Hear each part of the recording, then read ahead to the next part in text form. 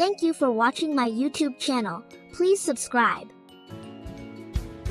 முருங்கைக்கீரை உருவுறதுனாலே யாருக்குமே பிடிக்காத வேலை. ஏன்னா அது அவ்வளவு நேரம் எடுக்கும். இனிமேல் அந்த கவலை வேண்டாம். இந்த ஒரு பொருள் இருந்தா 5 நிமிஷத்துல ஒரு கட்டு கீரை இருந்தாலும் உருவி எடுத்துடலாம்.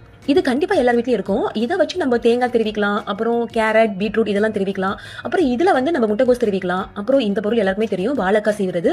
அப்போ இது எதுக்கு இருக்கு யாருக்காவது தெரியுமா? இது எதுக்கு யூஸ் ஆகுங்கிறத நான் உங்களுக்கு சொல்றேன். ஃபர்ஸ்ட் முருங்கைக்கட்டு கீரையை எடுத்து நம்ம கட் பண்ணி எடுத்துக்கணும். ஏன்னா காம்பு பெருசு பெருசா இருக்கும், அதை நம்ம இன்சர்ட் பண்ண முடியாது. அதனால ஃபர்ஸ்ட் கட் பண்ணி எடுத்துக்கோங்க.